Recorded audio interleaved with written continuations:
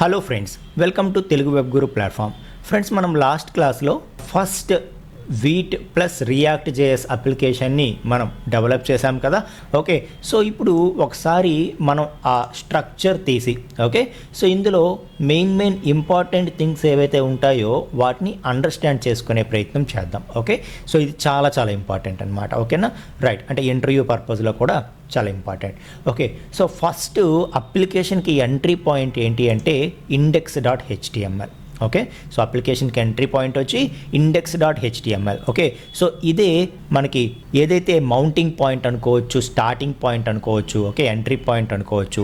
So దాన్నే మనం ఇక్కడ అవుట్పుట్ రూపంలో చూస్తున్నాం. ఓకే, సో దీనికి సంబంధించిన కోడ్ అంతా ఇందులోనే ఉందా అంటే ఇది ఎంట్రీ పాయింట్. ఓకే, సో కావాల్సినవన్నీ ఈ స్క్రిప్ట్స్ కానీ ఇక్కడ లోడ్ చేసుకుంటూ ఓకే, సో వాటి సపోర్ట్తో ఇది రన్ అవుతుందన్నమాట. సో మొత్తానికి అప్లికేషన్ స్టార్ట్ అవుతుంది, రన్ అవుతుంది అంటే ఎంట్రీ పాయింట్ వచ్చి index.html. ఓకే, సో ఇక మనకి ఏవైతే మనం డిపెండెన్సీస్ యూజ్ చేస్తామో ఆ డిపెండెన్సీస్ అన్నీ కూడా మనకి node_modules ఉంటాయి. ఓకే, సో అలాగే మనకి పబ్లిక్లో HTML ఫైల్స్ కానీ ఇమేజెస్ కానీ ఇవన్నీ కూడా ప్లేస్ చేసుకుంటాము. అండ్ మన అప్లికేషన్ తాలూకా మెయిన్ కోడ్ అంతా కూడా ఈ SRCలో ఉంటుందన్నమాట. ఓకే, ఈ SRCలో మెయిన్ కోడ్ అంతా కూడా ఉంటుంది. ఓకే, సో ఇందులో మనకి app.jsx చూసారా, ఇదేంటి అంటే మెయిన్ కాంపోనెంట్ అనమాట. అసలు రియాక్ట్ అనేది ఏంటి, రియాక్ట్ అనేది కాంపోనెంట్ బేస్డ్ కదా కంప్లీట్గా. అందులో మెయిన్ కాంపోనెంట్ వచ్చి ఈ app.jsxలో ఉంటుంది మనకి. ఓకే, ఈ మెయిన్ కాంపోనెంట్ ఏదైతే ఉందో దాన్ని ఇక్కడ main.jsx ఏమోని యూజ్ చేసుకుంటుంది, యూజ్ చేసుకొని దీన్ని లోడ్ చేస్తుంది. main.jsx అనేది ఏంటి, ఈ SRCలో ఏదైతే మెయిన్ కోడ్ ఉంటుందని చెప్పామో ఓకే, సో దీని వైజ్గా చూసుకుంటే ఎంట్రీ పాయింట్ వచ్చి main.jsx అనమాట. ఓకే, సో ఇందులో మనకి ఏమవుతుందంటే రూట్ క్రియేట్ అవుతుంది.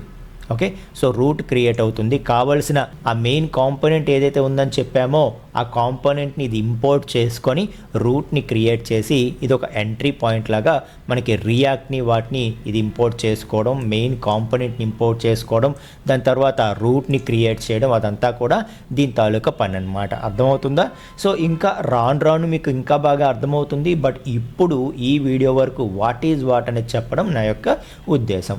సో package.json అనేది చెప్పాను కదా. సో కంప్లీట్ మన ప్రాజెక్ట్ సంబంధించి డిపెండెన్సీస్కి సంబంధించి మెటాడేటా కూడా అంతా కూడా ఇందులో ఉంటుందన్నమాట. Okay, right. సో నెక్స్ట్ వచ్చి వీట్.config.js.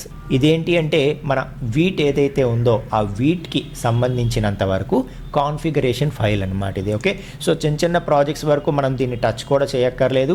ఎప్పుడైతే ఇంకా కాంప్లెక్స్ ప్రాజెక్ట్స్ చేస్తామో అప్పుడు మనం ఏమైనా కస్టమైజేషన్స్ చేసుకోవాలి అనుకుంటే ఇక్కడ కాన్ఫిగర్ చేసుకుంటే ఆ కస్టమైజేషన్స్ అనేవి మనకి వర్క్ అవుతాయి అన్నమాట. ఓకేనా, సో బేసిక్గా ఇది మనకి ప్రాజెక్ట్ స్ట్రక్చర్ గురించి. ఓకే, సో ఇంకా డీప్గా మాట్లాడాల్సింది ముందు మనం మాట్లాడతాము.